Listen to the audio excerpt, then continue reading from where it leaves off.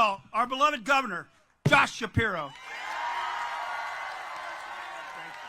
Thank you. Hey, everybody.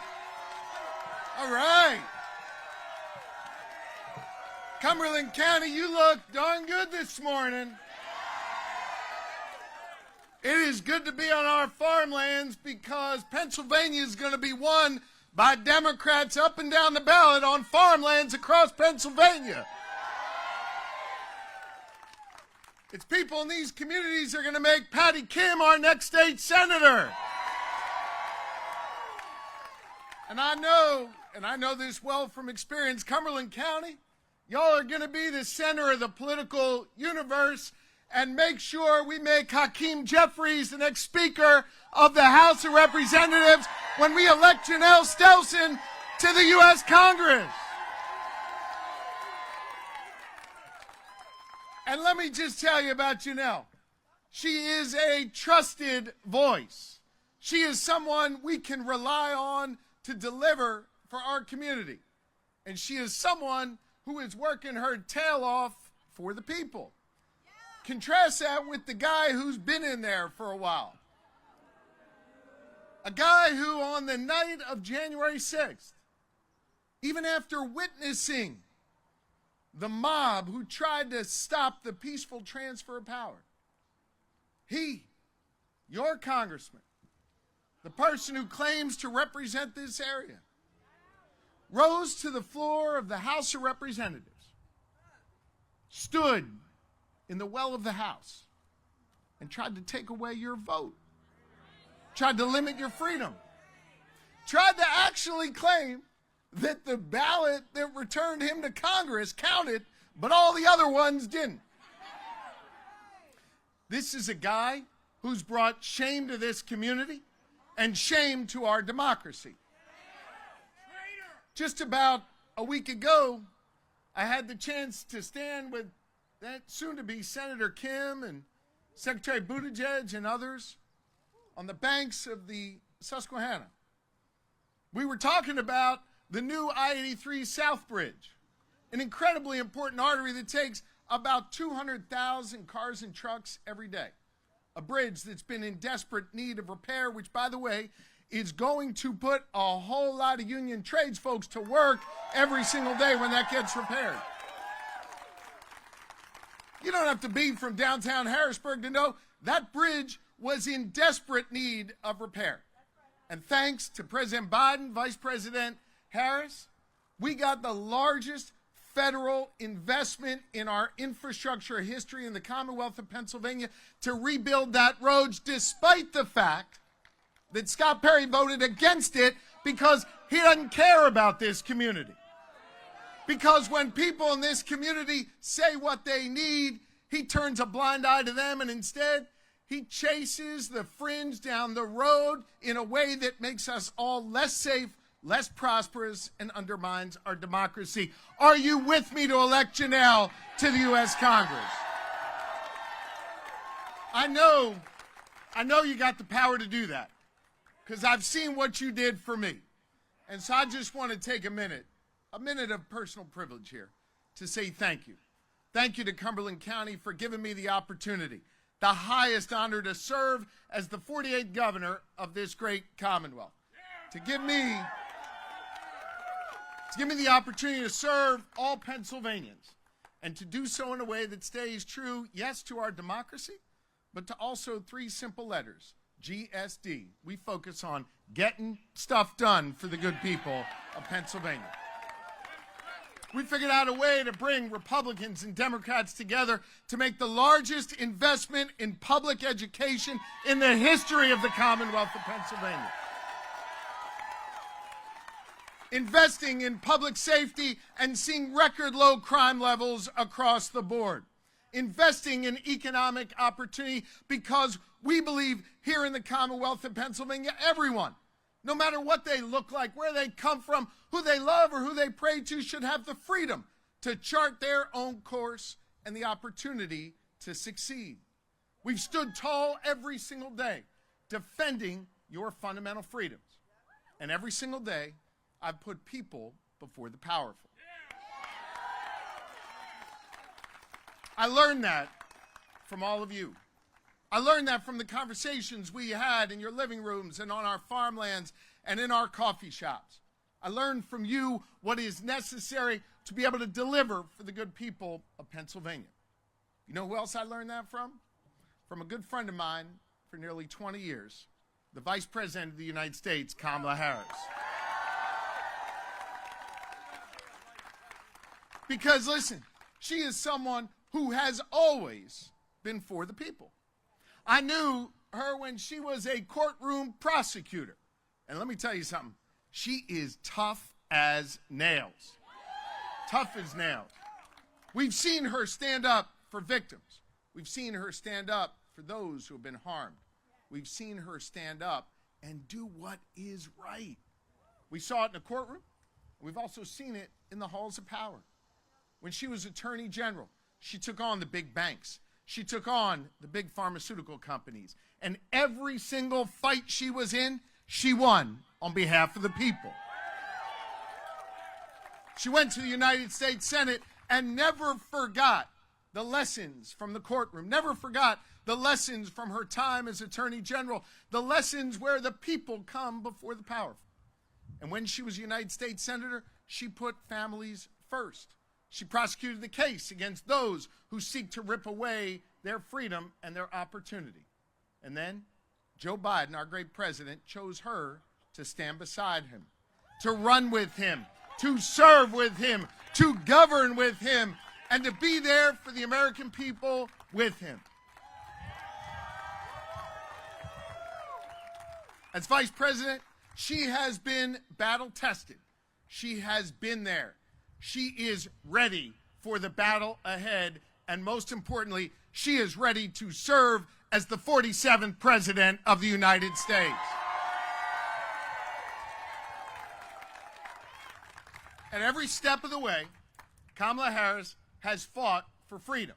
She has fought for opportunity, and she has delivered results. Now, let me tell you something.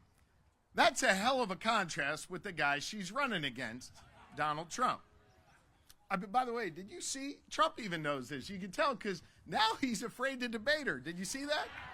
And by the way, he's not just afraid to debate her because he knows she's going to kick his ass in the debate. She is a skilled debater. But he's afraid to debate her because he's afraid of his record. He's afraid of having to defend a record that has been really dangerous and destructive. Let's examine the record. When Donald Trump was president for 4 years, we all lived in a state of chaos. Y'all remember that? And if you don't remember that, or your friends and neighbors don't remember that, remind them. He brought chaos to what he did every single day. He brought chaos to our living rooms, chaos to our lives. We had to look around wondering every day, what was this guy going to do next? What freedom was he going to rip away? What alliance was he going to break? What promise wasn't he going to keep? That level of chaos infected this country in negative ways. That level of chaos harmed our standing, not just here domestically, but all throughout the world. And he had a plan when he was president. Now, he wasn't very good at it back then, but he did have a plan, and he was able to deliver on at least one promise. And one promise he made was that he was going to rip away the freedom of millions of women across this country to be able to make decisions over their own bodies. He packed the Supreme Court, and they ripped away our fundamental freedoms. Now, we've got governors like me, Gretchen Whitmer, and other great governors across this country who have fought to defend the right for women to be able to make decisions over their own bodies in our states. But here in Pennsylvania, even though your right to choose will always be protected so long as I'm your governor, we have witnessed the impact of Donald Trump ripping away the freedoms of millions of women across this country. In western Pennsylvania, Pittsburgh, there are 2 clinics that perform abortions. They have been overrun with women coming from Ohio and West Virginia, especially West Virginia, where women no longer can exercise the right to choose. Now, We've made this a safe place for women to come to be able to access the full range of reproductive health care. But women in those states have lost their fundamental freedoms. Thank God they live near Pennsylvania. And make no mistake, if we give Donald Trump the keys to the White House again, he and his running mate will try to pass a national abortion ban. We can't let them, and Kamala Harris won't. But it's not just on rights and freedoms. Let's take a look at what Donald Trump did as president. Fewer people went to work in Pennsylvania when he was president. Sure, he talked a good game about bringing back jobs to communities that have been hollowed out, but he failed to deliver every step of the way. There's not one community where he was able to help bring back jobs that he promised. Fewer people went to work. More middle-class folks paid higher taxes, and costs rose on Donald Trump's watch. He was a failure when it came to freedom, and he was a failure when it came to the economic progress in this Commonwealth and in this country. He worked hard to try and take away your health care and promises to do it again. Think about this for a minute. 1.2 million of our fellow Pennsylvanians get their health care through Obamacare. You can cheer for Obamacare. Obama does care, by the way. So does Biden, and so does Harris. And so do Democrats. We care about people's health care. We care about the quality of your health care, and we care about those health care workers that are out there doing those jobs every single day.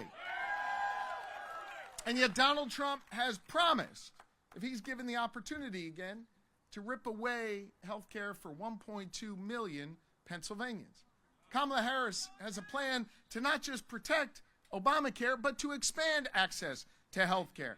To do like we're doing here in Pennsylvania, to reduce the costs of prescription drugs and reduce the cost of health care in this Commonwealth. Listen, gang, we saw what he did before. He's told us what he wants to do again. Wasn't it Maya Angelou who said, when someone tells you who they are, believe them? The first time, that's exactly right, you know. He's told us what he wants to do. And he tried to do it last time. Now here's where it gets real dangerous. The last time, when he got in there, he didn't really know what the hell he was doing. He had dangerous ideas, but he didn't exactly know how to carry them forth. Think about how much more dangerous it is right now. He packed the Supreme Court. The Supreme Court of the United States just ruled that he is literally above the law, that the laws don't apply to him anymore. The guardrails that protected all of us before from Donald Trump, those guardrails are gone. That's dangerous. That should scare the hell out of every single Pennsylvanian, every single American. Here's where it gets even more dangerous. He's told us what he wants to do. Y'all go crack open that Project 2025. That is chock full of some crazy ideas, some dangerous ideas, but ideas that he plans to carry forth if he's given the keys to the White House again. Ideas that are going to rip away more of your fundamental freedoms. Ideas where he is going to use the Department of Justice to attack people who don't think like him. Use the police and the military not to defend our rights, but to undermine our fundamental rights. Gang, this is scary. An unhinged former president with no guardrails thanks to the Supreme Court and a blueprint that he literally wrote down of the dangerous and destructive things he wants to do for this nation.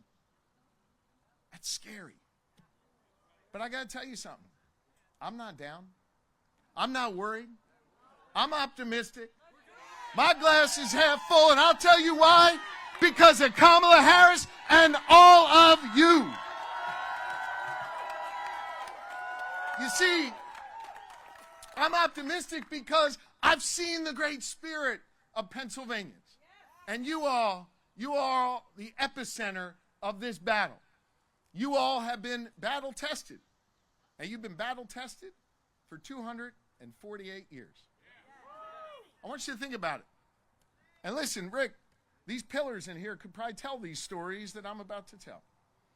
248 years ago, patriots just a few miles from here in Philadelphia, they gathered in our taverns and our town squares, and they sought a better future for people here.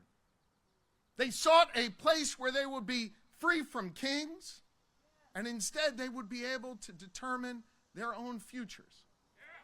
A place of self-determination and a place of real freedom.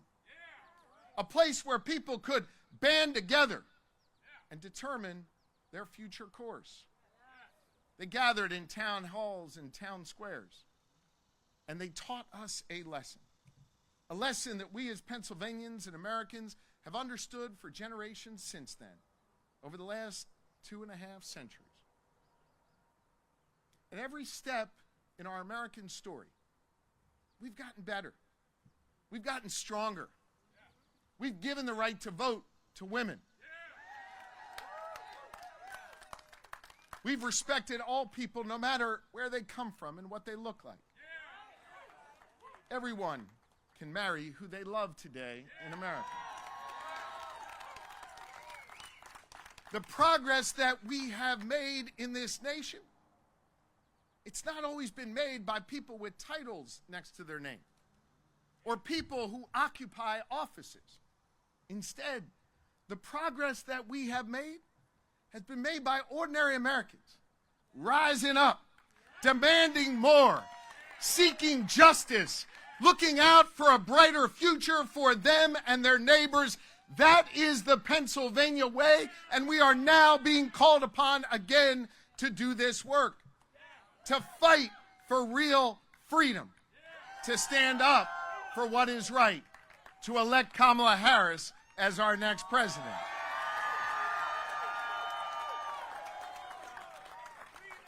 When folks gathered in those taverns and bars and on those town squares, and as they gathered today on TikTok and online, don't all laugh at TikTok. That's an important place to gather. Am I right, Emily? There you go. But when they gathered, there was an authenticity to who they were and who we are today. And I'll tell you who we're not. We are not who Donald Trump wants to say we are. This guy every single day goes out and attacks America. He goes out every day and insults us, picks people apart, tries to create others amongst us. That is not who we are. It's not who we've been, and it's not who we want to be. This guy, I mean, literally, I've seen him do this. It's the weirdest thing. He'll go and like literally hug an American flag. Now, I love the flag, but I mean, it's like weird what he does, right?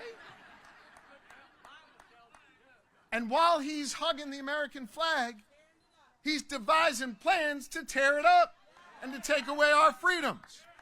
We know that well here in Carlisle, Rick. He pronounces to care about freedom. Well, let me tell you something. It's not freedom to tell our kids what books they're allowed to read. That's not freedom. Trump claims to care about freedom, but let me tell you something. It ain't freedom to tell people they're not allowed to join a union here in Pennsylvania and all across America. You should be able to join a union. It's not freedom to tell women what they're allowed to do with their bodies. That's not freedom. It's not freedom to tell two people who are in love who they're allowed to marry. I say love is love. And it sure as hell isn't freedom to say you can go vote, but he's going to pick the winner. That's not freedom. And that is not who we are.